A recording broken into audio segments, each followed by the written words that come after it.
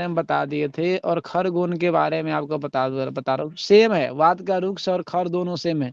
जिन्होंने वृक्ष गुण समझ ले वो खरगोन भी आसानी से समझ लेगा वो। और मैंने नोट्स भी आप लोग का शेयर मैंने कर दिए ग्रुप में। जितने सारे नोट्स आओ मैंने भेज दिए है वात का गुण।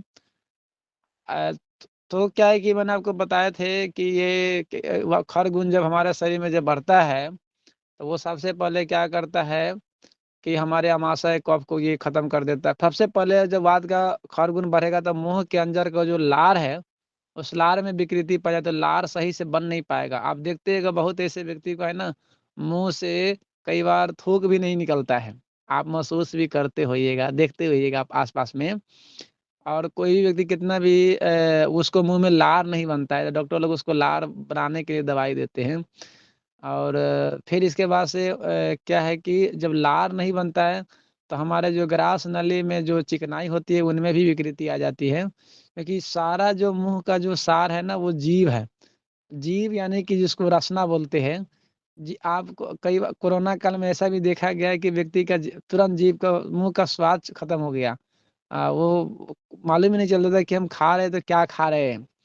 तो ये स्वाद का खत्म होना, ये सब समस्या पैदा होना, ये सभी सिम्टम्स आ गया था कोरोना के काल में बहुत सारे व्यक्ति को, लेकिन बाद में वो ऑटोमेटिक ठीक हो गए। फिर इसके बाद से क्या है कि वहीं जब वात का खर गुण जब शरीर में बढ़ता है तो हमारा जो कलेदा कफ है उनमें भी विकृति पैदा हो जाती है। फिर इसके बाद से पाचक पित्त में भी विकृति पैदा हो जाती है। फिर रस धातु का निर्माण नहीं हो पाता है। फिर रस धातु नहीं बनेगा तो फिर खून अच्छा नहीं बनेगा।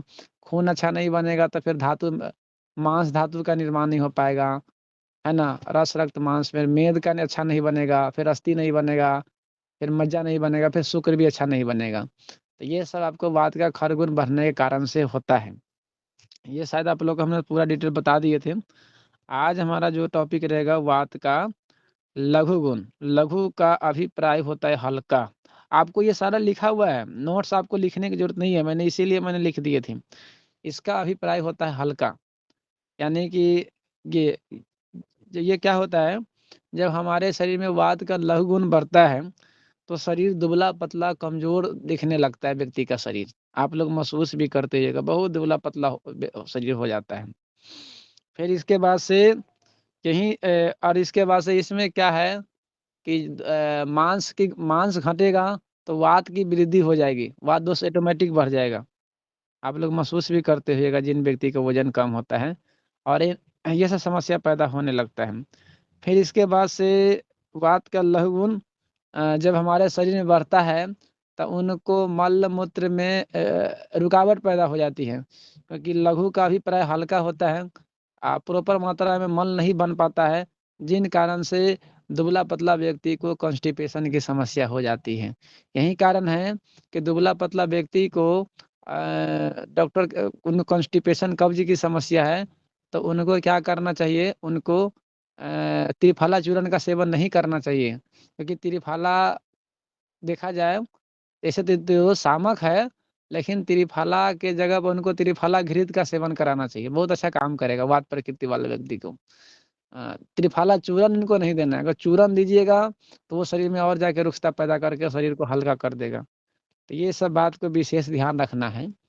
और ये सब इसके वात का लघु गुण को ठीक करने के लिए आप ये काम और कर सकते हैं कि उस व्यक्ति को पहले अग्नि को बढ़ाना है, अग्नि में बल लाना है।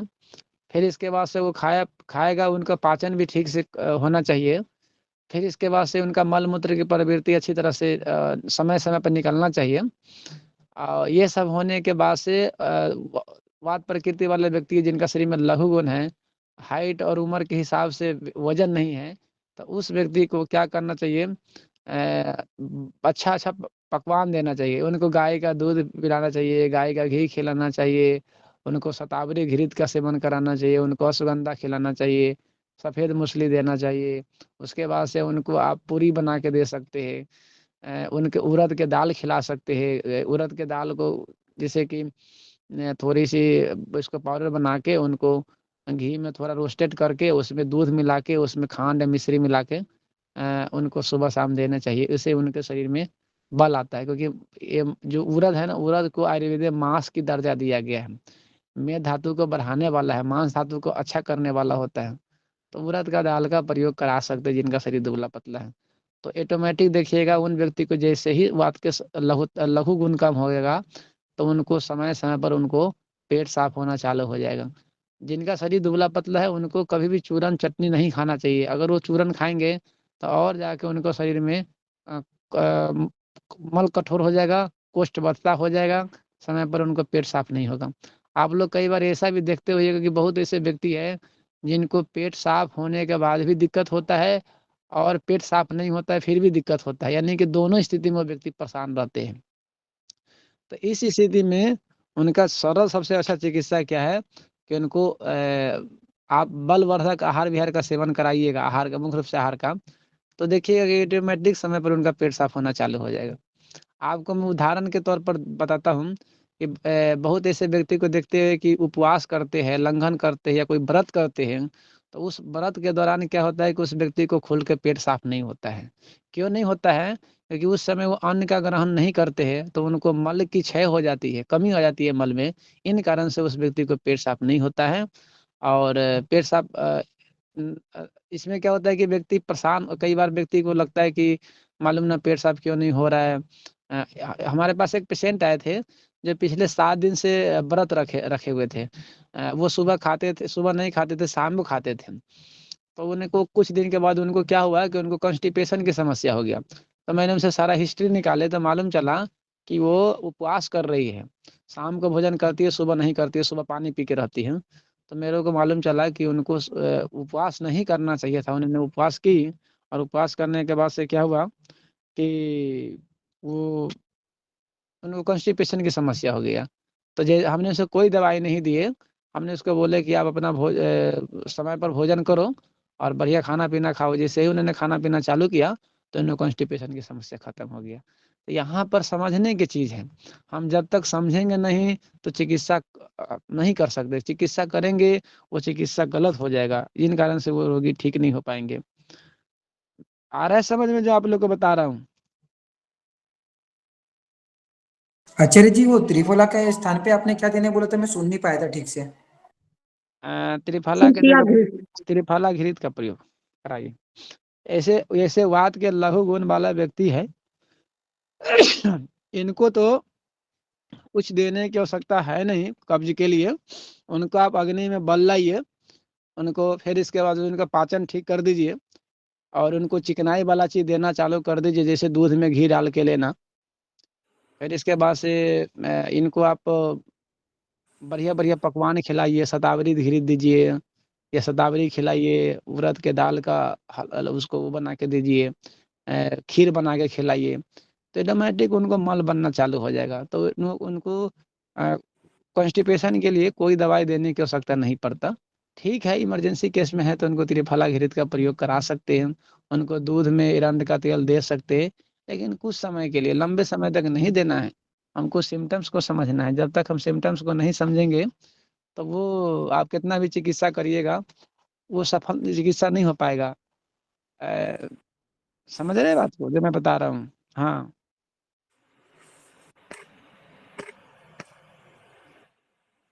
आचार्य जी, शतावर और अश्वगंधा से कभी-कभी गैस्ट्रिक भी फील होता है।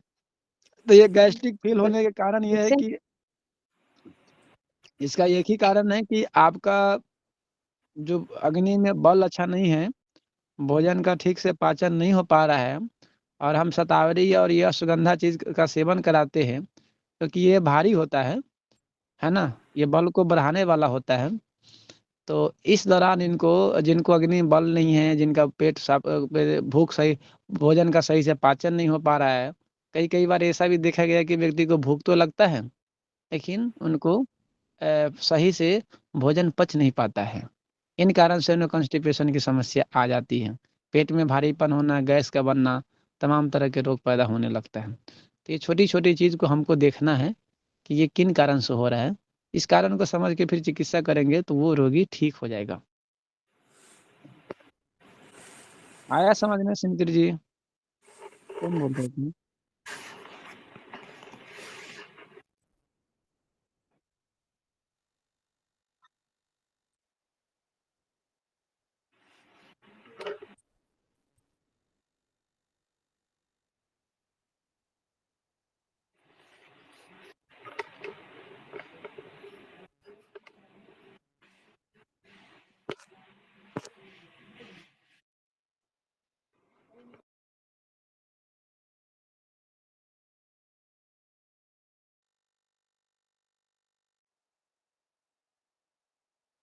अच्छा स्मृति जी, सॉरी मेरा माइक बंद था। मैं स्मृति जी ये पूछना चाह रहा हूँ कि ये शतावरी अश्वगंधा किन के लिए आप बोल रहे हैं?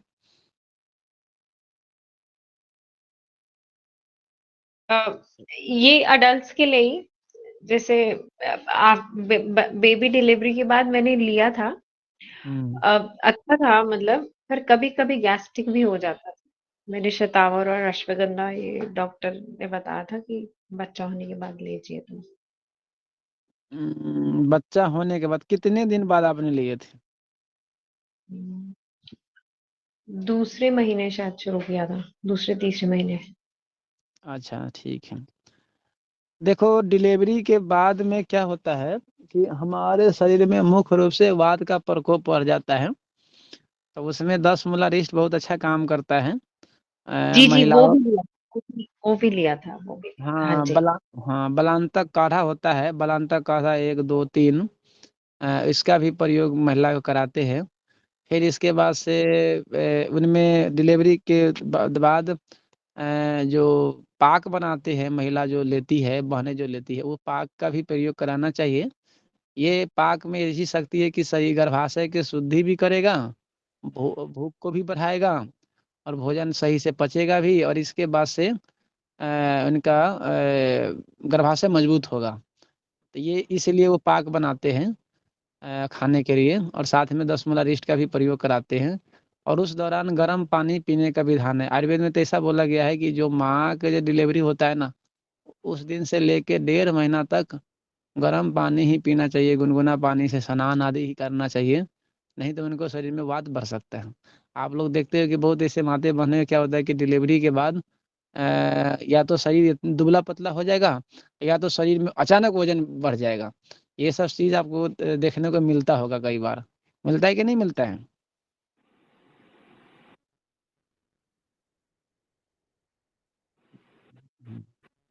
ये चीज सब देखने को मिलता है, तो ये सब समस्या बढ़ सकता है इनका।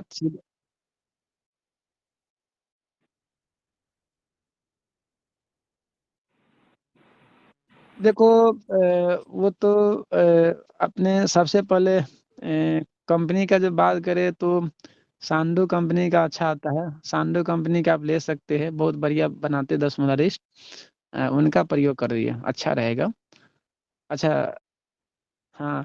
अच्छा, एक हमारे रजनीश जी है, वैद्य रजनीश जी, वो हाथ उठाए हैं। हाँ बोलिए बोलिए रजनीश भैया।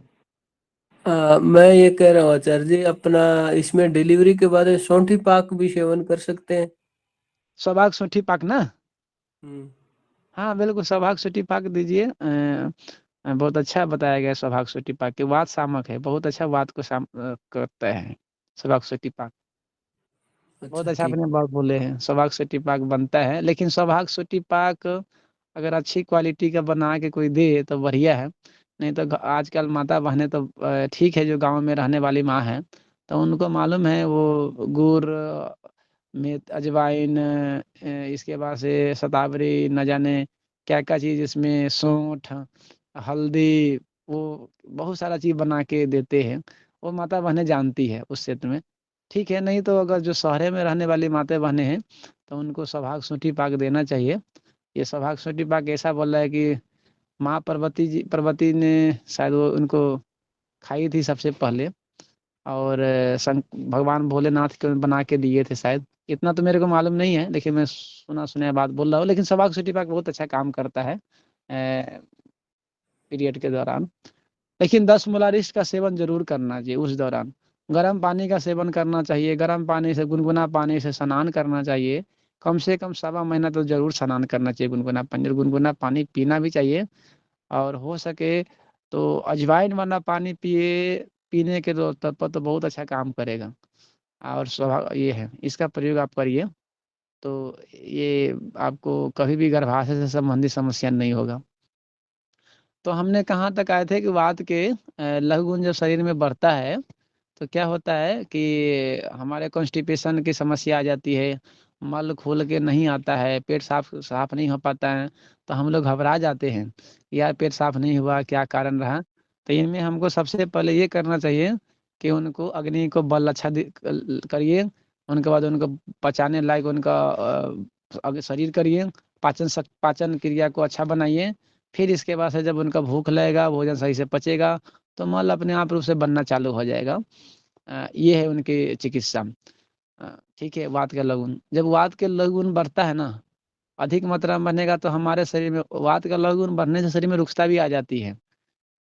बिल्कुल शरीर सूख जाएगा, खून की कमी हो जाएगी, मांस धातु की कमी हो जाएगी, मेद धातु की कमी हो जाएगी।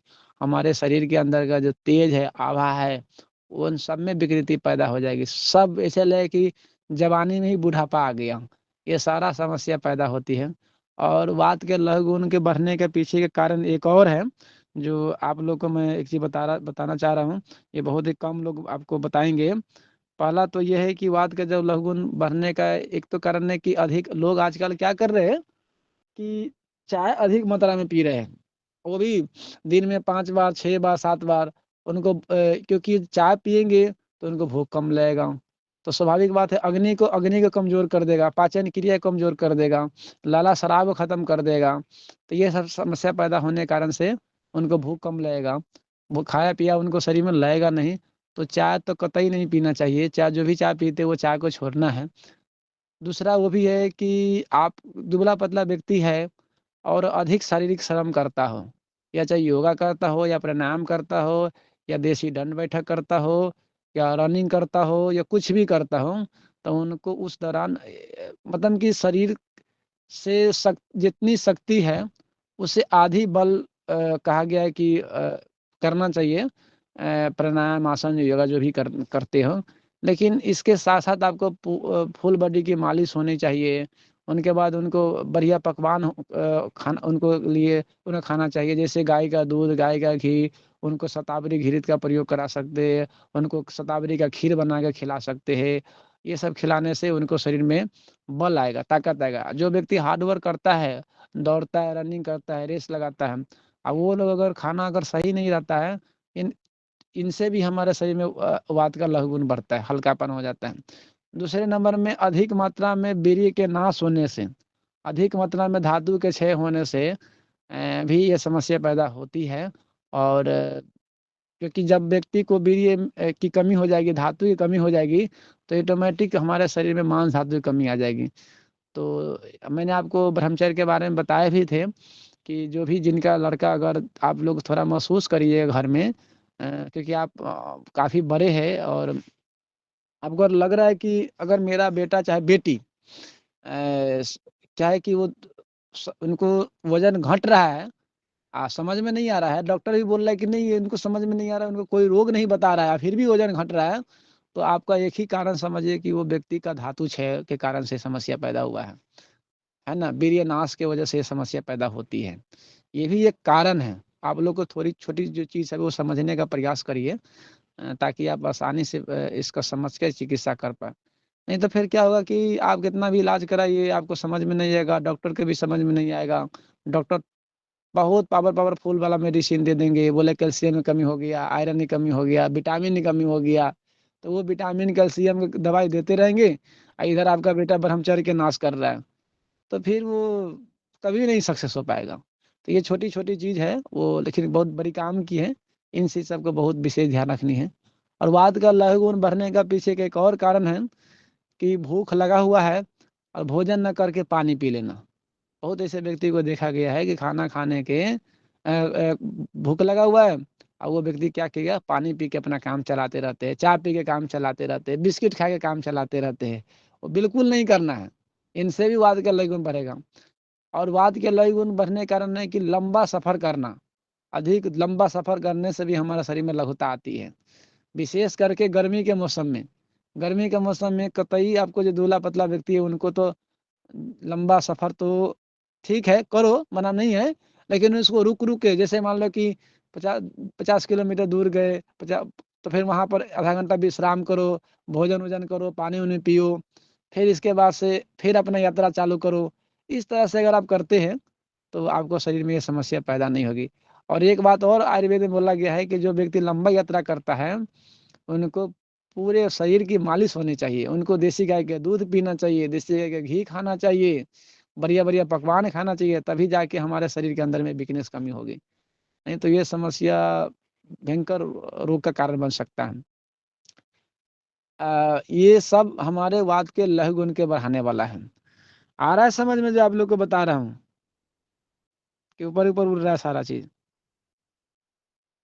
आप लोग थोड़ा बोलिए ताकि मैं भी तो जानूं। हाँ जी, आ रहा है। क्या क्योंकि जो चीज आप लोग को मैं पढ़ा रहा हूँ ना, वे आपको किताब में नहीं मिलेगा। मैं आपको पूरा किताब खोल के दिखा सकता हूँ। मैंने पूरा अष्टांग हृदय में पढ़ा हूँ।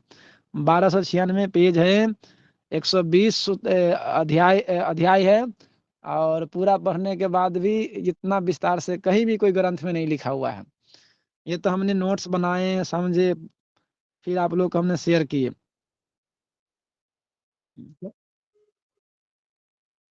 हाँ जी जी जी जी, बहुत बढ़िया आपने बोले। शतावरी खीर, जो खीर बनाने के लिए आपको मैं व्हाट्सएप पर हम एक रेसिपी शेयर करूंगा, ग्रुप में डाल दूंगा। 1 मिनट। शतावरी खीर बनाने के लिए सबसे पहले क्या करना चाहिए? 15 ग्राम शतावरी का चूरन लेना चाहिए। शतावरी माने पीली शतावरी। देसी गाय का घी है 2 चम्मच लीजिए। इसमें 2 इलायची डालिए। पानी 1 कप। ठीक है।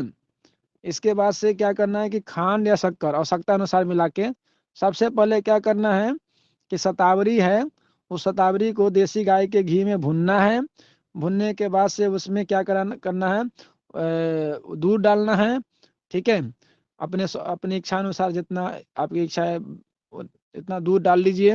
फिर इसके बाद उसको गरम, उसमें आप वो डाल दीजिए। गरम होने के बाद उसमें खांड या शक्कर डाल दीजिए। ठीक है। फिर इसके बाद से इसमें इलायची डाल दीजिए। उसको अच्छी तरह से पकाइए। पकने के बाद वो जो तैयार हो जाएगा वो शतावरी अपना दूध ये खीर हो जाएगा। ये विशेषकर महिलाओं के लिए बहुत ही अच्छा काम करता है। जिन महिलाओं को क्या होता है कि शरीर में वीकनेस काफ़ी ज़्यादा है, कमजोरी के कारण से उनको चक्कर आता है, अधिक नींद आता है, श्वेत प्रदर की समस्या है, वाइट डिस्चार्ज की समस्या है, इन महिलाओं को भी आप खिला सकते हैं। बहुत अच्छा काम करता है शतावरी का खीर। और जिनके पुरुष में जिनको वीर्य की कमी है, जिनको ओज धातु की कमी है, जिनको शुक्र का निर्माण नहीं हो पाता है, उनको भी आप शतावरी का खीर खिला सकते हैं। लेकिन इसमें एक बात के विशेष ध्यान ये रखना है, पहले सबसे पहले अग्नि का बल और भोजन सही से हो, तब जाके उनको शतावरी खीर अच्छा काम करेगा। शतावरी का खीर अगर आप बिना भूख के अगर आप शतावरी का खीर खिलाते हैं या कोई भी पौष्टिक चीज खिलाते हैं, तो वो क्या करेगा, वो वो सही से पचेगा नहीं तो गैस अफारा जैसे रोग पैदा कर देगा। आया समझ में? मैं ग्रुप में डाल देता हूँ ताकि आप लोग अपना वो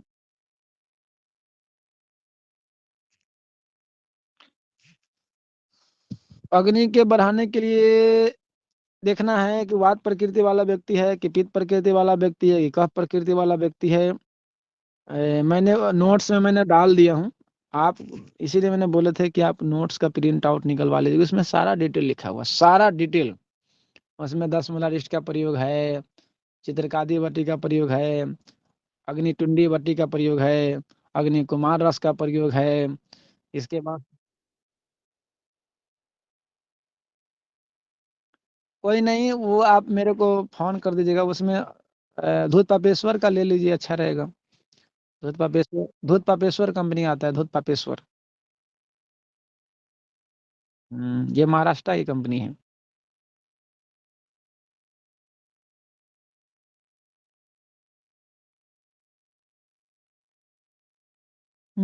कोई नहीं, मिल जाएगा आपको।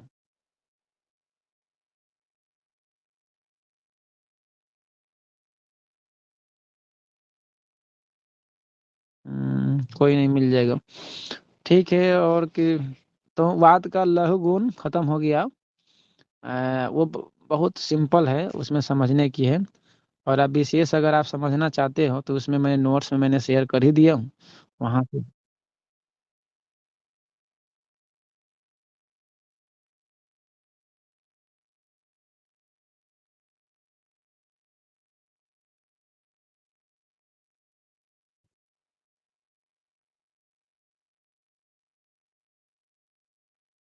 हम्म हम्म, हम्म। कोई नहीं, उनके लिए तो फिर अब वही आएगा। कमर में दर्द है, घुटना में दर्द है, तो इसके लिए तो सबसे पहले आपको क्या करना पड़ेगा, वात बढ़ा हुआ है और वहाँ पर वात को बैलेंस करना है। वो कर देंगे, कोई नहीं, आप मेरे से फ़ोन कर लीजिएगा व्यक्तिगत रूप से, मैं आपको बता दूंगा क्या करना है। और किसी व्यक्ति का सवाल वात के लघुगुण के ऊपर? हम्म, अगर है तो बोलिए।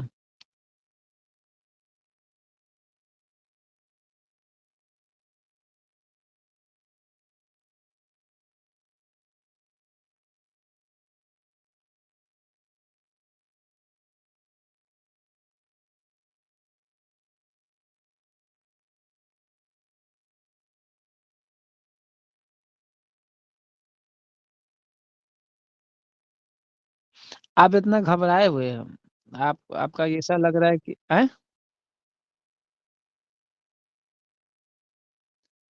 कोई नहीं, मेरे से कल बात करिएगा इस विषय पर, मैं बता दूंगा। और मैं दूसरे व्यक्ति से क्वेश्चन कर रहा हूँ, और कोई व्यक्ति बता पूछे इससे संबंधित कोई क्वेश्चन। आज मालूम नहीं कोई बोल ही नहीं पा रहे, क्या बात है? या तो आप लोग को समझ में नहीं आ पा रहा हो या समझ गए होइएगा। हेलो। हाँ बोलिए ना। आचार्य जी, बहुत अच्छा आप समझा रहे हैं, समझ में आ रहा है, ऐसा नहीं है ये समझ में नहीं आ रहा है। हम्म, और बात, और जैसे मैं इसमें सवाल पूछना चाहूंगा, जैसे श्वास का बढ़ना, पेट में भारीपन रहना, चलते फिरते श्वास की गति बढ़ना, और जैसे मैं करके दिखा रहा हूँ, इस तरह की शिकायत जो है 25 से 30 साल की उम्र में होना, और पेट में भारीपन महसूस होना, गैस का फॉर्मेशन भी होना, तो इसमें कौन सा बात बढ़ता है? और बाल देखिए। तेजी के साथ सफेद होना, बाल सफेद होना। दाढ़ी के तो बाल सफेद होना, सर के बाल सफेद होने के साथ साथ सर के बाल झड़ते भी हैं, और उसको ये प्रॉब्लम भी रहती है जो मैंने बताया, पेट में भारीपन, खाना बिना खाए उसको सांस, जैसे सांस का रोग ऐसा महसूस होता, चलते फिरते सीढ़ियां चढ़ते हुए श्वास बढ़ता है। उम्र लगभग है 25 से 30 साल उम्र मानिएगा, 30 इयर्स। तो इसमें बात ही है, ये बात से संबंधित मेरा सवाल है, मार्गदर्शन करें। Thank you. हाँ, इसमें ये ऐसा है कि सबसे पहले कोई ही जो बीमारी है ना, आपने जो मुझे पूछे ऊपर मोटा मोटी अपने बात बताए, उनको सारा डायग्नोस करना पड़ेगा उस पेशेंट को। जब तक हम उस पेशेंट को डायग्नोस नहीं एक बार हम करेंगे कि उनको, आपने बोले कि सांस फूलना, अब उनको ये देखना पड़ेगा कि इनका वजन कितना है।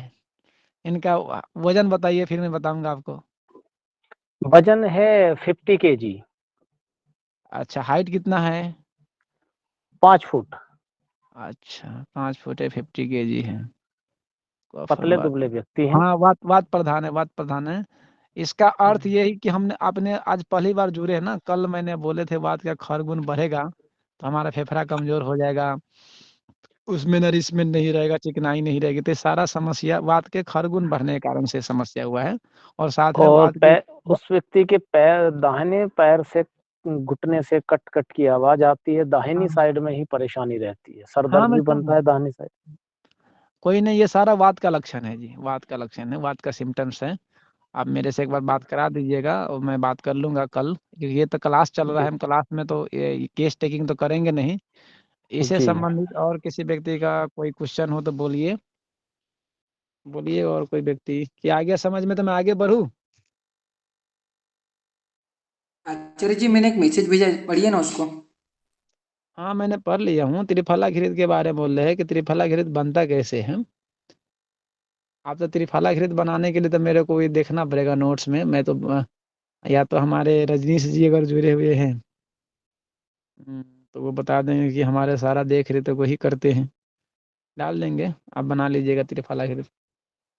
और आचार्य जी इसमें प्राणायाम कौन सा उचित होता है? क्या बोले? इसमें प्राणायाम कौन सा उचित होता है और कौन सा अनुचित होता है? देखिए, सबसे पहले मेन बात है कि कॉन्स्टिपेशन जिन व्यक्ति को होगा ना, उन व्यक्ति को सब आसन में है, आसन में उनको वज्रासन में बैठना चाहिए। सबसे अच्छा आसन है, उन्हें खाना खाने के बाद उनको वज्रासन में बैठाइए। शुरू में 2 मिनट, फिर 3 मिनट, फिर 5 मिनट, फिर 8 मिनट, फिर 10 मिनट, फिर 15 मिनट, कम से कम 10 मिनट का जरूर उनको वज्रासन में बैठाइए। ठीक है, ये आसन सबसे अच्छा काम करेगा। फिर इसके बाद से मल की जिनसे कॉन्स्टिपेशन की दिक्कत है, उनको हम बहुत बड़ा चीज नहीं करवा सकते, ना कोई आसन करवा सकते, ना कोई प्राणायाम करवा सकते। सिर्फ वो अपना क्या बोलते हैं, वज्रासन को छोड़कर। अगर उनको हम और कोई आसन प्राणायाम कराएंगे तो उनको आंतों में मल है, पेट पर दबाव पड़ेगा, पेट पर दबाव पड़ेगा, वायु का प्रकोप होगा, वायु बढ़ेगी तो उनको आंतों में गैस, आंतों में वायु भर जाएगी तो उनको हर्निया नामक रोग हो सकता है। ठीक है ना, इसीलिए उनको आसन प्राणायाम मना किया गया है ऐसा व्यक्ति को। आया समझ में? जी जी जी। नहीं करना चाहिए। और सर किसी का कोई सर जैसे आसन और प्राणायाम की बात कर रहे हैं, तो इसमें कुछ शुद्धि क्रियाएं कर सकते हैं सर, जो कि रेगुलर रूटीन बेस में ये कर सकते हैं, जिसको अग्निसार, नौली क्रिया और उद्यान बंद बोलते हैं। तो ये ज्यादा करना नहीं होता, हार्डली 2 से 3 मिनट देना होता है इसके लिए, और ये डेली रूटीन बेस में सुबह फ्रेश होने के बाद कर सकते हैं। तो धीरे धीरे वो प्रोसेस सही होने लगता है सर। बाकी तो जो वो भी तो ये तो मतलब योग के हिसाब से सर। तो उनको यही बात आ गया ना, उनको ठीक, उनको मतलब कि पेट साफ होने के बाद ही करना पड़ेगा ना। रेगुलर करेंगे तो धीरे धीरे क्या होगा, उनके आंतों में बल आएगा, और वो नौली क्रिया में आंतों की पूरी शेकिंग होती है, तो मल वो छोड़ता है, एक तरीके से मसाजिंग होती है पूरी पेट की उसमें। तो वो धीरे धीरे होगा अच्छा। सर, टाइम टेकिंग है। ठीक है, ठीक है। कौन से तो आसन का नाम लिया आपने माता जी? नौली ये शुद्ध क्रिया है। नौली क्रिया बात वालों को अग्नि भी शांत होती है, इसलिए अग्निसार, और उनका वायु भी सही नहीं चलता है, इसलिए उद्यान बल।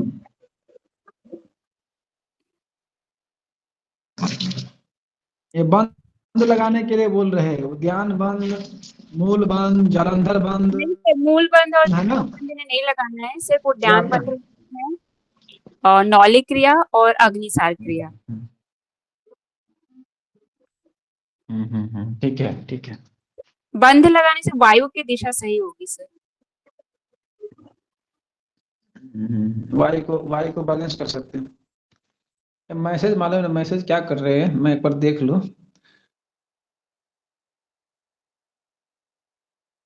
अच्छा, ठीक है। अच्छा, मेरा आवाज नहीं आ रहा है।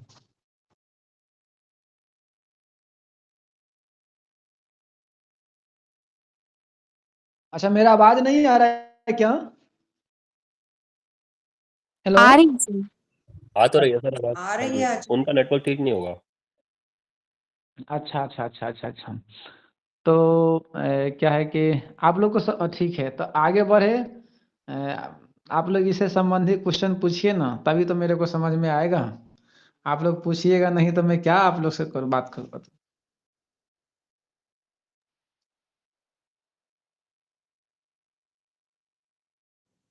आचार्य जी, पूछना तो बहुत बहुत सारी चीजें शुरू। मैंने बात का लय गुण आप लोग को पढ़ा दिए।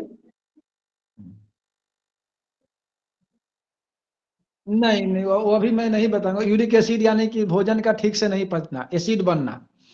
यूरिक एसिड समझिए किसको बोलते हैं, भोजन का ठीक से पाचन न होना, तभी जाके एसिड का निर्माण होता है। आप इतना समझ जाइए। आगे मैं वात का शीत गुण के बात करना चाह रहा हूँ, वात का शीत गुण पर बात कर रहा हूँ। तो वात का शीत, शीत का अर्थ होता है ठंडा। ठीक है, जब हमारे शरीर में वात का शीत गुण बढ़ेगा तो शरीर में स्तंभन पैदा होगा, यानी कि कठोरता, अकरन जकरन, जिसको अकरन जकरन बोलते हैं। आप लोग देखते होइएगा कि ठंडी के मौसम में क्या होता है कि व्यक्ति के शरीर में जब अधिक मात्रा में ठंडी जब उसको ठंड लग जाता है तो उनका हाथ पैर क्या हो जाता है, अकड़ जाता है, जकड़ जाता है, सुन्न पड़ जाता है। आप लोग देखते हैं कि नहीं देखते हैं? बोलते हैं जी आचार्य जी। जी। हाँ, तो ये सब समस्या पैदा होती है। तो इसमें इनकी मैं साथ साथ में मैं चिकित्सा ही बता देता हूँ। तो इस दौरान उनको क्या करना चाहिए, एक तो ठंड से बचना चाहिए, पहला कर्तव्य। बिहार के दौर में उनको बचना चाहिए ठंड से, उनको मोटी कपड़ा पहनना चाहिए। फिर इसके बाद से दूसरा नंबर में क्या है कि उन व्यक्ति को गर्मा गर्म तेल से मालिश करना चाहिए, उनको उनको स्टीम देना चाहिए, भाप स्नान करवाना चाहिए। ठीक है। फिर इसके बाद से उनको आयुर्वेद में बोला गया है बस्ती देनी चाहिए, गरम गरम चीज देना चाहिए। इसीलिए आयुर्वेद ने बोला कि ठंड के मौसम में व्यक्ति को च्यवनप्राश खाना चाहिए, सौभाग्य सूठी पाक खाना चाहिए। सिर्फ ऐसा नहीं है कि महिलाएं सिर्फ सौभाग्य सूठी पाक खाएगी, आप पुरुष को भी खिला सकते हैं सौभाग्य सूठी पाक। जिस तरह से च्यवनप्राश एक माता बहन जो भाई भी खाते तो बहन भी खा सकते हैं, ऐसी बात नहीं है। इसके बाद से उनको आप गोंद का लड्डू खिला सकते हैं। तमाम तरह के जितने भी भारी भारी जो गर्मा गर्म चीज है जो हमारे शरीर के अंदर में गर्मी पैदा करने वाला है, इन चार चीज का सेवन कराना चाहिए, जिससे उनको अकड़न जकड़न, ये ठंडा आना, ये सब समस्या खत्म हो जाएगी। ये अभी अधिकतर 2 ऋतु में होता है। एक तो अपना ठंड के मौसम में होता है, अधिकतर इस अभी जो ऋतु चल रहा है जिसको शिशिर ऋतु बोलते हैं, और दूसरा होता है वर्षा ऋतु में। वर्षा ऋतु में भी अधिक बारिश होने के कारण से कई बार व्यक्ति ठंड बारिश में भीग जाता है, तो अकड़न जकड़न जैसी समस्या पैदा हो जाती है। होती कि नहीं होती है? जी सर। जी आचार्य जी। तो ये हो गया। फिर इसके बाद से आगे मैं बता देता हूँ। इसमें हाथ पैर में कपकपी होना चालू हो जाएगा, जो बाद के ठंड गुण बढ़ेगा, शीतल गुण बढ़ेगा। फिर इसके बाद से शरीर अकड़न जकड़न हो जाएगा, दर्द पैदा हो जाएगा। फिर इसके बाद से शारीरिक क्रिया में रुकावट पैदा हो जाएगा। अब रुकावट पैदा कैसे हो जाएगा, जैसे गति मूवमेंट करना, वायु का काम है क्या कि गति प्रदान करना, तो वो अकड़न जकड़न हो जाएगा तो ब्लड का सर्कुलेशन कम हो जाएगी। ब्लड के सर्कुलेशन कम हो जाएगी तो इसमें सबसे पहले मेन बात है कि वायु का सर्कुलेशन बिगड़ेगा। फिर वायु का सर्कुलेशन बिगड़ने से ब्लड का सर्कुलेशन बिगड़ जाएगा। ब्लड का सर्कुलेशन बिगड़ते ही हमारे नस नाड़ियाँ क्या हो जाएगा, कमजोर पड़ना चालू हो जाएगा। तो ये वात के शीत गुण के कारण से पैदा होता है। फिर इसके बाद से आपको अधिक मात्रा में शीत गुण बढ़ेगा तो जठराग्नि कमजोर कर देता है। अब जठराग्नि कमजोर कैसे होगा, क्योंकि अग्नि का काम क्या है, वो आग है, वो हमारे पाचन क्रिया को ठीक बनाए रखता है। जब अधिक मात्रा में शीत गुण बढ़ जाएगा, शरीर में ठंडा हो जाएगा, तो अग्नि भी मंद पड़ जाएगी शीत गुण के कारण से। तो ये अग्नि के कार्य में रुकावट पैदा करता है वो शीत गुण। फिर इसके बाद से धातु के साम्यावस्था में रुकावट पैदा करता है, यानी कि जितनी परिमाण में हमारे शरीर में धातु बननी चाहिए, जैसे रस बनना चाहिए जितनी मात्रा में, रक्त बनना चाहिए, मांस बनना चाहिए, मेद बनना चाहिए, अस्थि बनना चाहिए, मज्जा बनना चाहिए, शुक्र बनना चाहिए या रज बनना चाहिए, इन सब में रुकावट पैदा हो जाए। क्यों? क्योंकि वहां पर अग्नि के बल में कमी आ गई है, इन कारण से ये समस्या पैदा होती है। फिर इसके बाद से मल और अपना वायु अपान वायु को कठोर बना देता है। जैसे कि अधिक मात्रा में ठंड जब हमारे शरीर में आ जाती है तो मल कठोर हो जाता है। जैसे फ्रिज में रखा हुआ रसगुल्ला, आप देखिए फ्रिज में रख दीजिए रसगुल्ला तो बिल्कुल हार्ड हो जाएगा, कठोर हो जाएगा। तो क्योंकि ये ठंड के कारण से ऐसा होता है। तो हमारे शरीर में भी जब हम क्या करते हैं कि जब अधिक मात्रा में जब ठंडा शरीर ठंडा हो जाता है तो मल धीरे धीरे कठोर होना चालू हो जाता है। ये ठंड के एक बार हवा के कारण से होता है, ये शीत गुण के कारण से ये सब पैदा होती है। तो यहाँ पर इनमें सबसे पहले क्या करना चाहिए, इस व्यक्ति को मल को अच्छा बनाए रखने के लिए, मल समय पर निकले, समय पर निष्कासन हो, इसके लिए यहाँ पर उनको गाय के दूध में एरंड तेल का प्रयोग कराना चाहिए। एरंड का तेल चिकना भी है और उष्णवीर भी है, तो इनकी तासीर गर्म बोला गया है। तो ये आपको वात के शीत गुण को भी ठीक करेगा और साथ में अकड़न जकड़न है वो कठोरता है, उस कठोरता को भी वो अच्छा करेगा। लेकिन इसमें विशेष करके आपको दूध थोड़ी गर्मा गर्म ही पीना पड़ेगा, क्योंकि आपने रन का तेल डाल दिया ना, तो आप गर्मा गर्म पीजिएगा तो आपको मल में जो कठोरता हो गया या मल समय पर नहीं आ पा रहा है, ठंड ये मल कठोर हो जाने के कारण से, तो ये आपको ठीक हो जाएगा। तो ये है। फिर इसके बाद से ये ठीक है।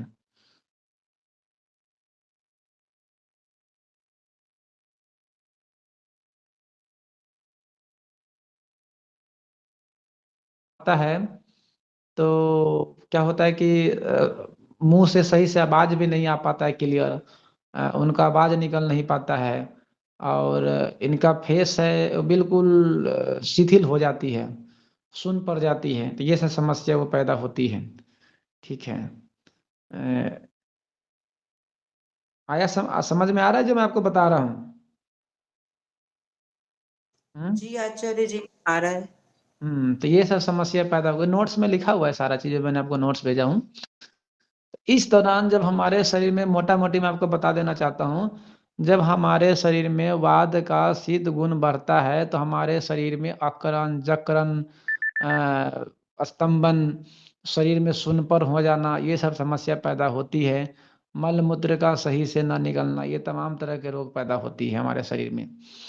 तो ये सब रोग पैदा होगी, तो इन सब से बचने के लिए सरल उपाय है कि अपने अग्नि को बल को ठीक करो, क्योंकि अग्नि में बल इसीलिए कहा गया कि जिस व्यक्ति के अग्नि का बल अच्छा होता है ना, उनको शरीर में जल्दी ठंड भी नहीं लगता है, और शारीरिक बल अच्छा हो तो उनको ठंड लगने की संभावना कम रहती है। तो आप अपना ये इन सब से बचने के लिए ठंड के मौसम में च्यवनप्राश का सेवन करना चाहिए, ठंड के मौसम में सौभाग्य पाक का प्रयोग करना चाहिए। ठंड के मौसम में आप क्या कर सकते हैं, गर्मा-गर्मा भोजन कर सकते हैं। ठंड के मौसम में आप एक काम और कर सकते हैं, गर्मा-गर्म तेल की पूरे बॉडी पर मालिश कर सकते हैं। ठंड के मौसम में आप क्या बोलते हैं, थोड़ी स्टीम लेनी चाहिए, थोड़ी भाप लेनी चाहिए ठंड के मौसम में। तो इससे हमारा शरीर के जितना भी पोर्शन है, वो सारा पोर्शन खुल जाता है। तो इन सब से आप बच सकते हैं। जब इन सब से बचे रहिएगा तो वात के शीत गुण आपको शरीर में बढ़ेगा नहीं, शीत गुण नहीं बढ़ेगा तो ये समस्या पैदा होगा नहीं। तो इनका यही इनकी चिकित्सा है। ठीक है? आया समझ में आप लोग को? समझ में आ रहा है?